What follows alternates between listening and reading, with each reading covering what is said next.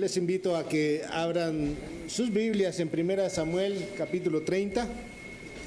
Estamos ya terminando esta primera mitad del libro de Samuel. Y luego de una larga cacería por parte de Saúl, hemos visto cómo David busca refugio entre los filisteos, o escuchándose a sí mismo antes que escuchar las palabras de Dios.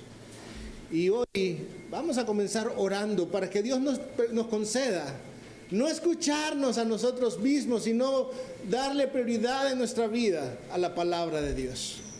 Así que acompáñenme a orar, hermanos. Padre Celestial, te damos gracias esta mañana y te suplicamos que nos muestres a Cristo, Señor, en tu palabra, porque lo necesitamos. Porque sabemos, Señor, que nuestros pecados son muchos, nuestras faltas son muchas, pero a través de Cristo, Señor, hemos visto cómo tu gracia es mayor. Y por eso hoy te suplicamos, Señor, que nos concedas ver con claridad nuestro pecado, pero aún con más claridad, Señor, a Cristo Jesús, nuestro Redentor, nuestro Salvador, en quien está nuestra esperanza, Señor. Concédenos adorarte en este tiempo también, no solo en el escuchar, sino también de mi parte, Señor, en el hablar conforme a tu palabra, Señor.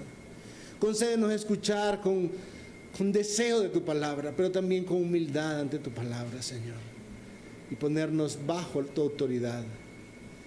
Guíanos, Señor, en Cristo Jesús te lo suplicamos. Amén y amén. Hermanos, hoy vamos a ver tres cosas en este pasaje. Un pasaje largo, considerando que hoy tenemos cena del Señor después. Vamos a ver la palabra de Dios en los primeros 10 versículos. Vamos a ver la providencia de Dios en los siguientes 10 versículos. Y vamos a ver la provisión de Dios en los últimos 11 versículos. Así que comencemos con los primeros 6 versículos, viendo lo que tiene que ver con la palabra de Dios. Dice: y aconteció que cuando David y sus hombres llegaron a Siclag al tercer día, los amalecitas habían hecho una incursión en el Negev y contra Siclag, y habían asolado a Siclag y la habían incendiado. Y se llevaron cautivos a las mujeres y a todos los que estaban en ella, grandes y pequeños, sin dar muerte a nadie. Se los llevaron y siguieron su camino. Cuando llegaron David y sus hombres a la ciudad, he aquí que había sido quemada, y que sus mujeres, sus hijos y sus hijas habían sido llevados cautivos. Entonces David y la gente que estaba con él alzaron su voz y lloraron hasta que no les quedaron fuerzas para llorar. Las dos mujeres de David, Ahinoam jezreelita y Abigail, la viuda de Nabal, el de Carmel, habían sido llevadas cautivas. Leamos la mitad del 6 también. Y David estaba muy angustiado, porque la gente hablaba de apedrearlo, pues todo el pueblo estaba amargado, cada uno a causa de sus hijos y de sus hijas. Pensemos, hermanos, en lo que está sucediendo en este pasaje. Dios les acaba de librar de esa situación en la cual parecía no haber salida, en la cual David y su ejército estaban siendo llevados a atacar a su propio pueblo. Pero Dios los libró. Dios los libró de una manera increíble.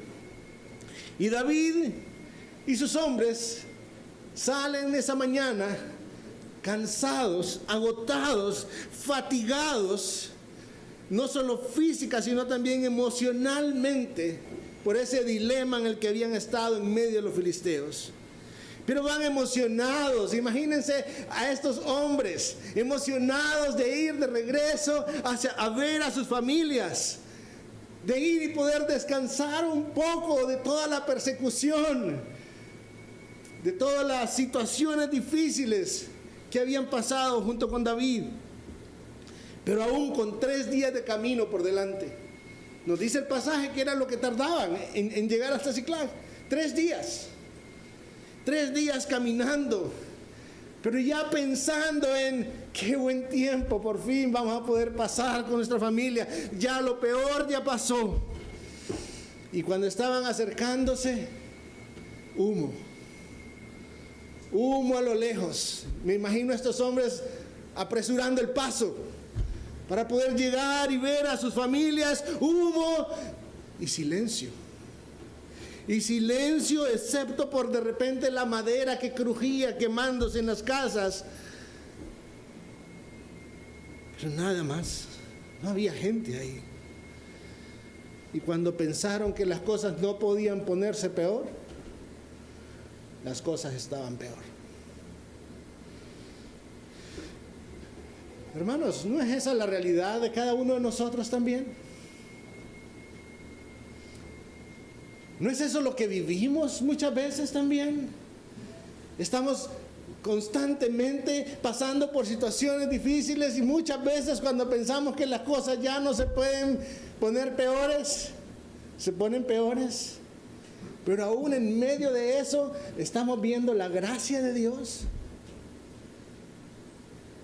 Y hay momentos en que la situación se pone peor y decimos, ¿dónde está la gracia de Dios?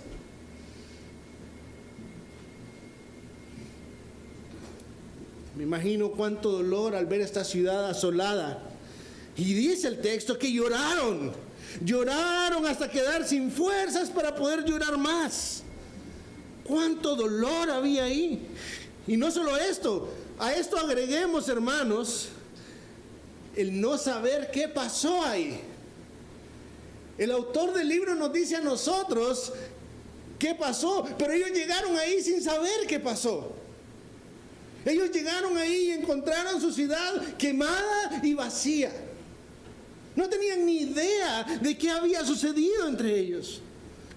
Nosotros sí sabemos porque el autor nos lo indica. Y no solo eso, imagínense a David en medio de todo ese dolor y los hombres empiezan a decir, David, por este es que perdimos a nuestra familia. Él fue el que nos trajo acá. Si no fuera por él, no estaríamos en estos problemas. Empezar a echarle culpa a David al punto que querían apedrearlo. ¿Y qué se supone que hiciera David, hermanos? ¿Qué se supone que hiciera David? ¿Qué hacemos nosotros cuando todos aquellos que son nuestros compañeros, nuestros amigos, nuestra familia, se vuelven en nuestra contra?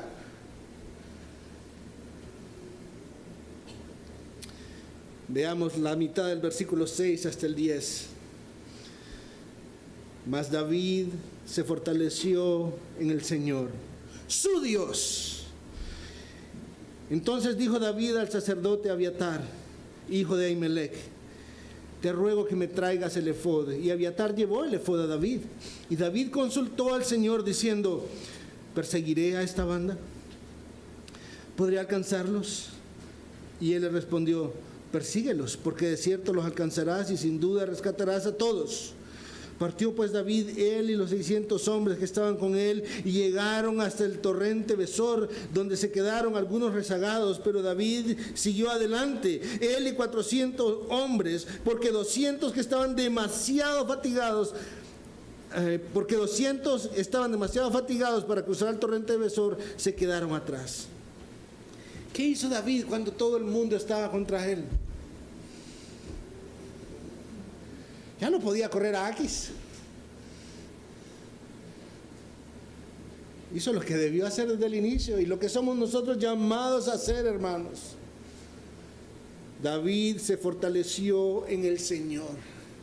Pero no termina ahí lo que dice el texto. Miremos en el texto quién era el Señor para David. David se fortaleció en el Señor, su Dios. Eso implica una relación, hermanos. Y eso implica que esa es una pregunta que debe surgir en cada uno de nosotros. ¿Es el Señor mi Dios? Porque una cosa es que sea el Señor. Eso es innegable. Él es Dios. Está ahí. Existe. Aún los ateos, a pesar de que dicen que no existe, saben que existe. Lo que no existen son los ateos. Y eso lo dice la Escritura. Romanos 1. El asunto no es reconocer que existe un Dios, es que sea mi Dios.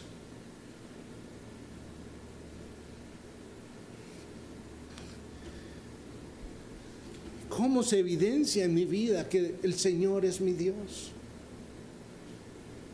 Estoy conociéndole. Estoy conociéndole según Él mismo se revela en las Escrituras. Estoy creciendo en una relación con Él basada en su obra en mí y basada en sus términos. Le obedezco. Me pesa cuando peco contra Él. Corro a Él cuando caigo. Podemos hacer la pregunta al revés. ¿Cómo se evidencia lo contrario? Cuando digo conocerlo, pero su palabra no me importa. Cuando no me interesa, yo quiero conocerlo en base a mis propios términos. Yo voy a pensar lo que yo quiera de lo que Dios es o puede hacer o no. Cuando no hay obediencia ni dolor a causa de mi pecado, tengo razones para dudar. No de que Dios exista, sino de que sea mi Dios, mi Señor. Pero David corrió al Señor, su Dios, y él corrió a buscar fortaleza en Él.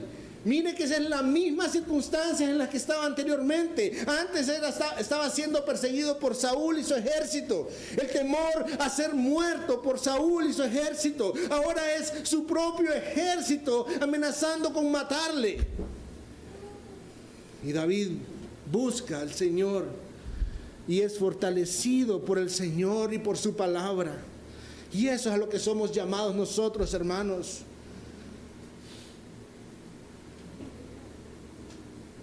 Nuestra familia nos puede abandonar.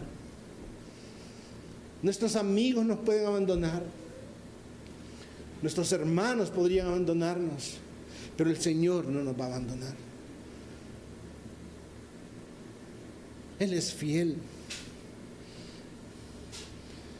Y esta vez lo que vemos es a un David que a pesar de su tristeza no se ve consumido por el temor. Un temor que lo extravió antes en sus propios pensamientos. No, ahora vemos que en medio de su tristeza él sabe a dónde ir. Si había algo que David podía decirse a sí mismo claramente, era lo que él mismo escribió en los Salmos, como en el Salmo 42 cuando dice: ¿por qué te abates, alma mía? ¿Y por qué te turbas dentro de mí? Espera en Dios, porque he de alabarle otra vez por la salvación de su presencia. Y ahí mismo dice: Él es la salvación de mi ser y mi Dios. En el Salmo 103 dice: bendice, alma mía, al Señor y no olvides ninguno de sus beneficios. Él es el que perdona todas tus iniquidades, el que sana todas tus enfermedades, el que rescata de la fosa tu vida, el que te corona de bondad y compasión. Son palabras escritas por David.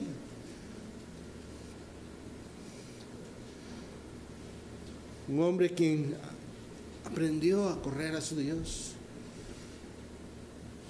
que aprendió a encontrar su fortaleza, no en esconder su pecado, sino en exponerlo delante de Dios y saber que su confianza de salvación estaba delante de su Dios. Esos eran momentos en los que las oraciones de David cobraban tanto sentido, como cuando en el Salmo 25 dijo: vuélvete a mí y tenme piedad, porque estoy solitario y afligido. Las angustias de mi corazón han aumentado. Sácame de mis congojas. Mira mi aflicción y mis trabajos y perdona todos mis pecados.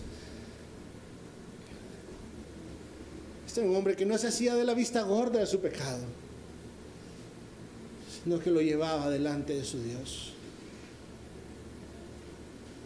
Corría en medio de su debilidad al único que podía ser su verdadera fortaleza: Dios mismo. David buscó su fortaleza en Dios y ¿sabe qué sucedió, hermanos? La encontró. Y no solo eso, el pasaje nos dice que sale a buscar a su pueblo. No nos dice cómo supo para dónde ir, no nos dice.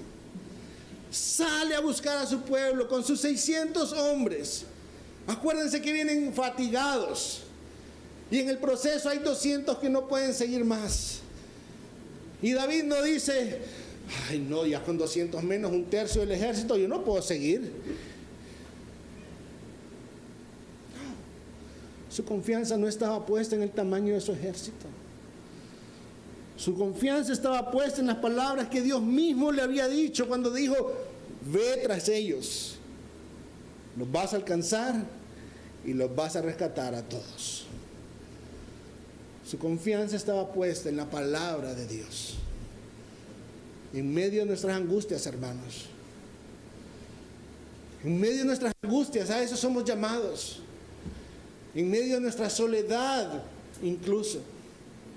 A eso somos llamados. A que nuestra mirada no esté en los recursos que tenemos o los contactos que tenemos a nuestro alrededor. Que nuestra mirada debe estar puesta en aquel que promete y no falla. En aquel que nos compró, que nos amó y que no falla, porque es poderoso para cumplir sus promesas. En aquel que es digno de ser oído y de ser alabado por nosotros. Ahí debe estar nuestra mirada, hermanos. Y esto nos lleva a la siguiente sección, la providencia de Dios. Versículos 11 al 20, pero vamos a ver los primeros 5 para empezar. Y hallaron en el campo a un egipcio y se lo llevaron a David.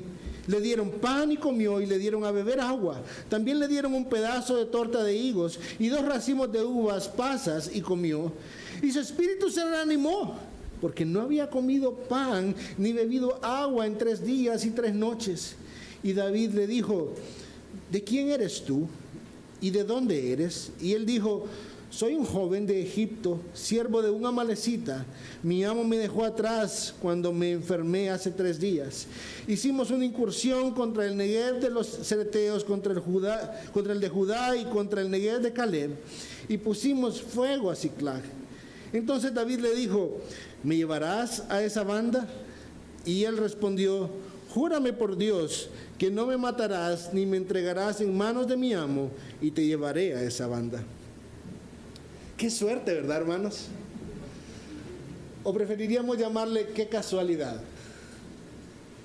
Porque esas son las palabras que frecuentemente se expresan cuando vemos situaciones como esta. ¡Ay, qué suerte la que tuve! Hermanos, no creemos en la suerte. Si creemos de verdad en un Dios soberano, si creemos de verdad en un Dios todopoderoso, que está por encima de todo, que ha escrito cada uno de nuestros días para su gloria y para nuestro bien, nada de lo que sucede en nuestra vida es por causa de suerte, sea mala o buena. Nada de lo que sucede en nuestra vida va a ser por causa de casualidad. Hermanos, en la Biblia no hay cabida para la casualidad, hay cabida para la causalidad.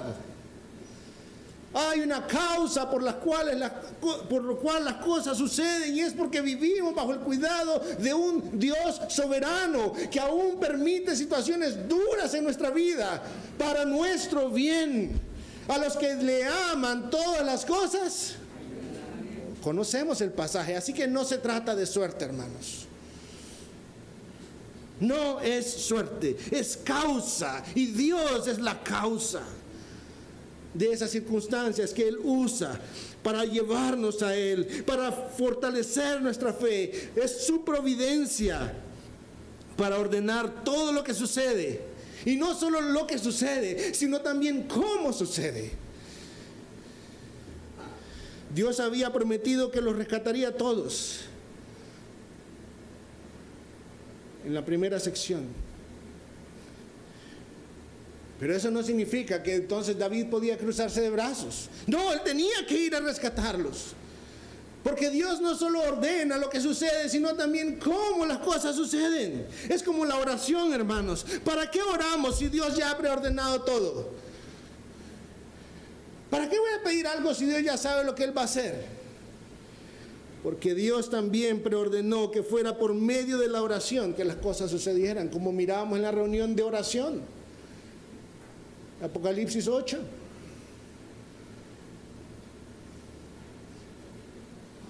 El egipcio estaba ahí, con todo y sus circunstancias, un mal amo, enfermo, pero estaba ahí para guiar a David hacia la promesa de Dios, no por suerte ni por casualidad, porque Dios es bueno y en su providencia Él ha dispuesto todas las cosas para el bien de los que le aman, aún las difíciles, aún la muerte, hermanos, está sometida a nuestro servicio. Y por eso en Romanos dice que por eso somos más que vencedores sobre todas estas cosas, y en la lista de todas esas cosas está la muerte también. Veamos del 16 al 20, hermanos. Cuando lo llevó, he aquí que estaban desparramados sobre toda aquella tierra, comiendo, bebiendo y bailando por el gran botín que habían tomado de la tierra de los filisteos y de la tierra de Judá. Y los hirió David desde el anochecer hasta el atardecer del día siguiente. Ninguno de ellos se escapó, excepto 400 hombres jóvenes que se montaron en camellos y huyeron. David recuperó todo lo que los amalecitas habían tomado.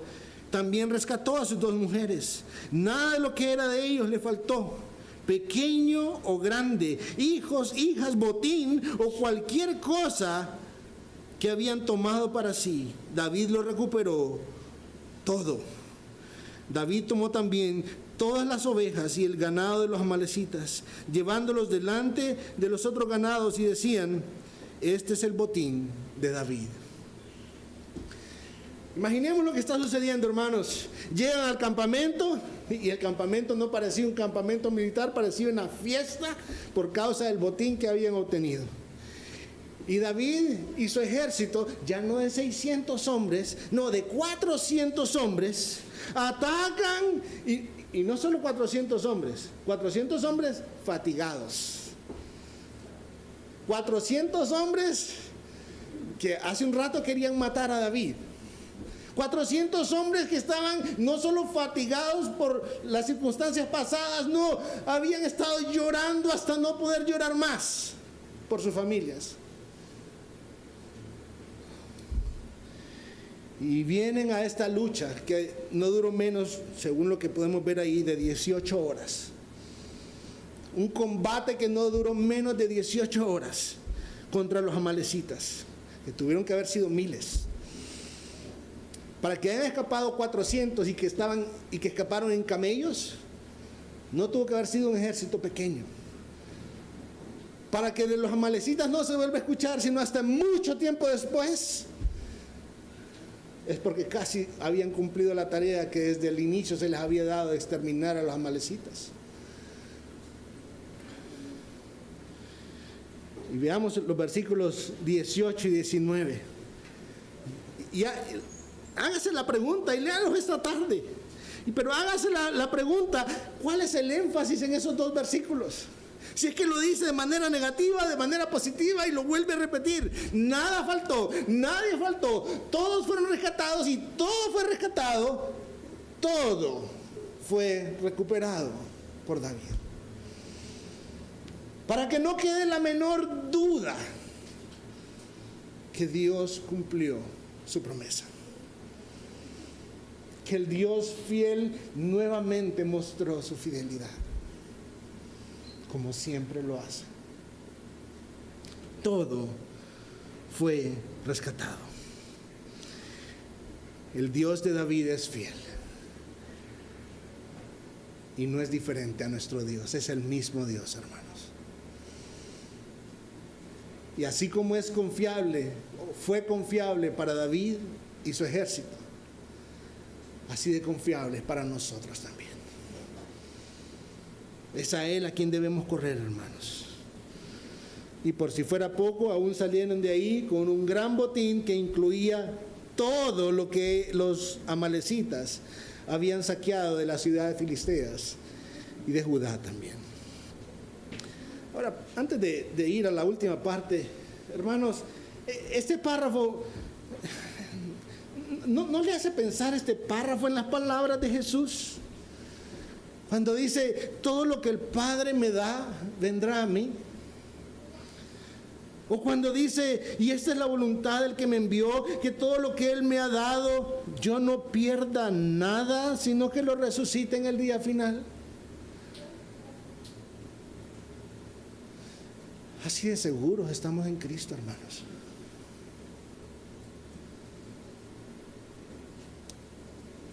En Cristo vemos un mejor Salvador que David.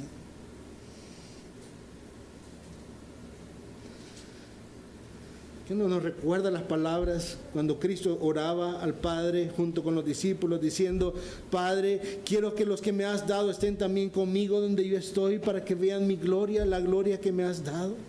O las palabras de Pablo cuando dice, a los que de antemano conoció también los predestinó a ser hechos conforme a la imagen de su Hijo, para que Él sea el primogénito entre muchos hermanos. Y a los que predestinó, note que no falta ninguno, es todos. A los que predestinó, a esos también llamó, y a los que llamó, a estos también justificó, y a los que justificó, a estos también glorificó. ¿Cuántos faltaron, hermanos? Ninguno.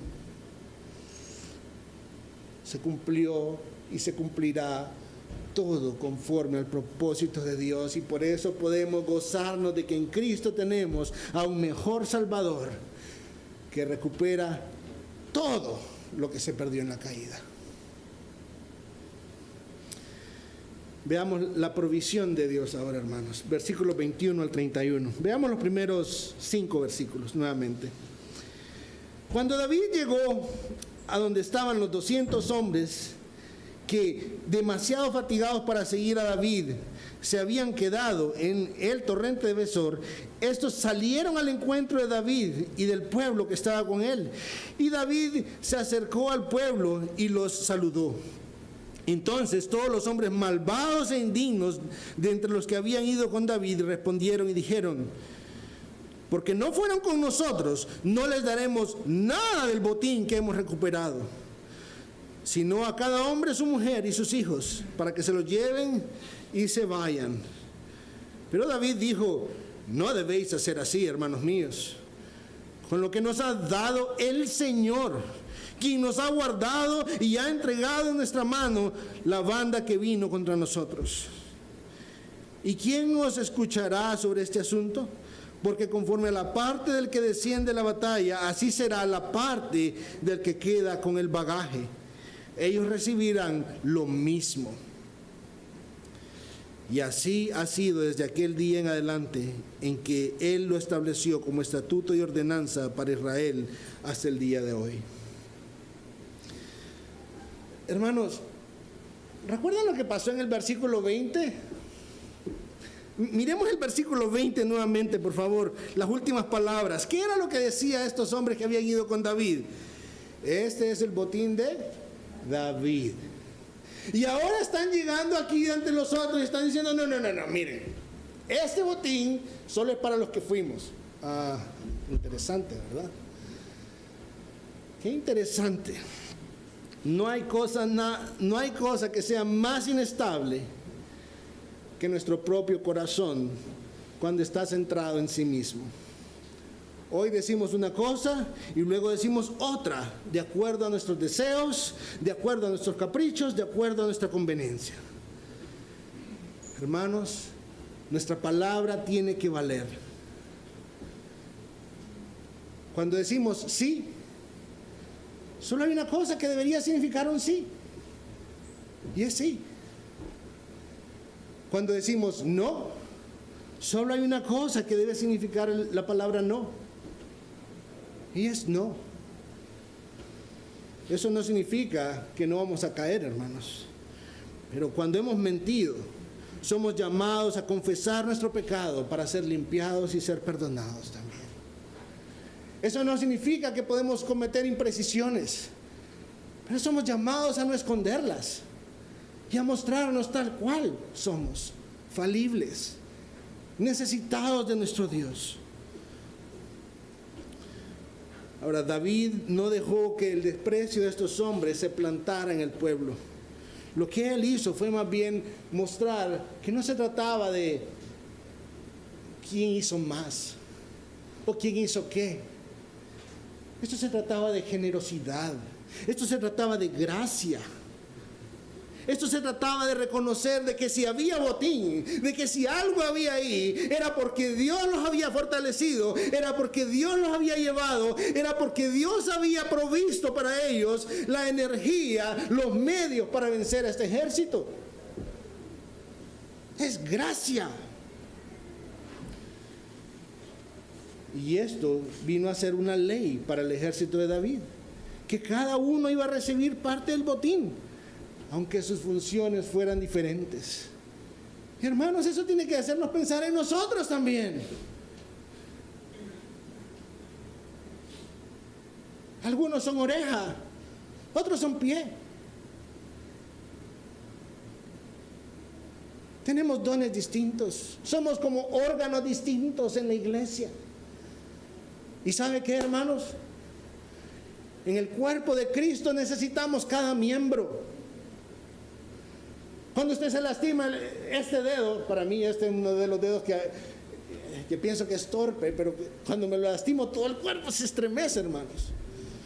Todo el cuerpo se duele. Y hay muchas cosas de mi mano que si no tuviera este dedo sería inútil. No podría hacer las cosas bien. Somos necesarios, hermanos. Y cada uno de acuerdo al diseño de Dios, de acuerdo a lo que Dios nos ha dado, así va a ser su galardón justo. Que porque yo me paro aquí a predicar cada domingo, o Aarón, o Rudy, eso nos hace más importante. No, hermanos. Estamos a su servicio. Y nosotros los necesitamos a ustedes también.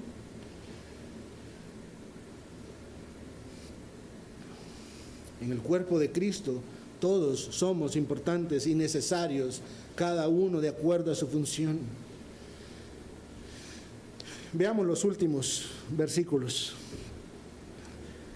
Cuando llegó David a Siclag, mandó parte del botín a los ancianos de Judá, sus amigos, diciendo: he aquí un presente para vosotros del botín de los enemigos del Señor. Y lo envió a los de Betel, a los de Ramot en Negev, a los de Jatir, a los de Aroer, a los de Sifmot, a los de Estemoa, a los de Racal, a los de las ciudades de Jerameel, a los de las ciudades del Ceneo, a los de Orma, a los de Corazán, a los de Atac, a los de Hebrón y a los de los lugares por donde David y sus hombres habían andado. Lo que está diciendo aquí en esencia es que esta generosidad se extendió a todos aquellos que en algún momento se mostraron como aliados de David o que en algún momento se vieron afectados por los amalecitas. ¿Pero por qué? ¿Por qué iba a hacer esto? Porque David no era el dueño de ese botín, hermanos. Dios había provisto eso. Y eso tiene que hacernos pensar a nosotros también. ¿Qué tenemos nosotros que no hayamos recibido? ¿Salud? ¿Energía para trabajar? ¿Comida? ¿Familia? ¿Trabajo? ¿Dinero? ¿Ropa? ¿Estudios? ¿Qué tiene que no lo haya recibido por gracia? Y de repente podríamos decir: ah, no, pero esto yo lo hice. Hermanos, no reconocer la gracia de Dios en cada área de mi vida me va a llevar a creer que yo soy digno de adoración en esa área de mi vida. No hay algo siquiera que podamos mencionar. Nada. Toda buena dádiva y todo don perfecto desciende de Dios, del Padre de las luces, en el cual no hay mudanza ni sombra de variación, dice la Escritura. Todo. Si algo tenemos, es porque tenemos un Dios bueno que nos lo ha dado. Y si algo tenemos en suficiencia, es para que vivamos con ello. Y si algo tenemos en abundancia, como dice 2 Corintios 8 y 9, es para que compartamos también.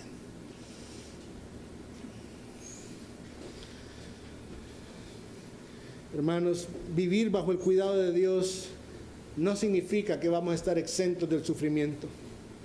En esta vida, Cristo fue claro y dijo que en este mundo vamos a tener aflicción. Pero también dijo, confiad, yo he vencido al mundo. David corrió hacia Abiatar y le dijo, tráeme el efod. Nosotros tenemos un sacerdote mayor que Abiatar.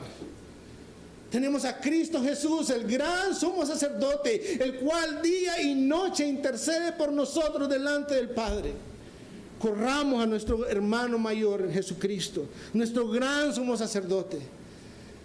No le quite el lugar a Cristo poniendo a otras personas o a cosas en su lugar. Él es nuestro Salvador. Él es el Todopoderoso. Él es el fiel. Él es el que nos hizo y no nosotros a nosotros mismos. Leíamos hace un rato. Somos suyos. Y siendo suyos, desde Génesis sabemos que estamos en medio de una guerra. Una guerra que existe entre la simiente de la mujer y la simiente de la serpiente. Y no hay una postura neutra. Somos llamados a correr a Cristo Jesús. Ante las dificultades, la solución no es buscar una postura neutra. No, yo voy a meditar en esto yo solo.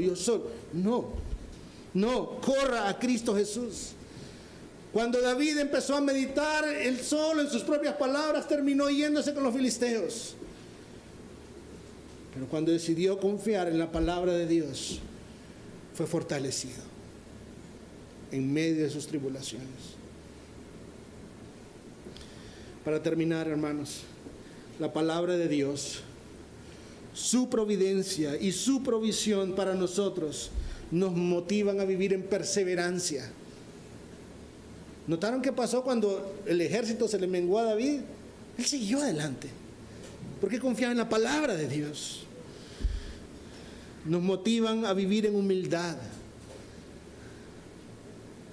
reconociendo que es Dios el que provee, el que nos cuida, el que nos dirige. Pero también nos motiva a vivir en gratitud y generosidad para con otros. Perseverancia, hermanos, porque su palabra no cambia. Humildad, hermanos, porque su propósito es siempre superior al nuestro y es para nuestro bien y para su gloria.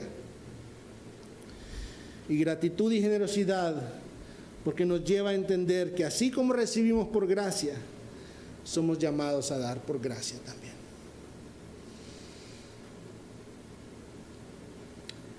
¿Fallamos en esto? Sí. Todo el tiempo. Pero no estamos solos, hermanos. David falló, pero el Señor lo levantó. ¿Está usted fallando en estas áreas como yo? Corramos a nuestro Salvador. Hay esperanza y perdón en Cristo Jesús. Corra a Cristo Jesús. Corra hacia Él. Y encuentre en Él la sabiduría que necesita en medio de sus pruebas. La fortaleza que recibimos por sus promesas y su palabra. Y su presencia. Acompáñeme a orar. Padre Celestial, te damos gracias, Señor, porque nos tratas con paciencia. Te damos gracias, Señor, porque nos tratas con bondad y no la merecemos, Señor. Realmente merecemos tu juicio por tantas veces que mostramos nuestra necedad. Pero tu amor y tu gracia son tan grandes, Señor, que diste a tu Hijo y lo pusiste en la cruz, para que esa ira que nosotros merecíamos, Él la recibiera, y que la justicia y todo el galardón que Él merecía fuera imputado sobre nosotros, Señor. Gracias, Señor, porque no se trata de que procuremos ponerte en deuda. No hay manera de que te pongamos en deuda, Señor. Somos pecadores, necesitados de ti, necesitados de la obra de Cristo Jesús. Y te suplicamos que tu Santo Espíritu nos ayude en cada momento, en especial, Señor, en los momentos duros, cuando nos sentimos agobiados, tristes, a recordar que no estamos solos, que tenemos razones de gozo y que tenemos una fuente inagotable de misericordia, de sabiduría, pero también de gracia para nosotros. Todo esto lo oramos en el nombre de Cristo Jesús. Amén y amén.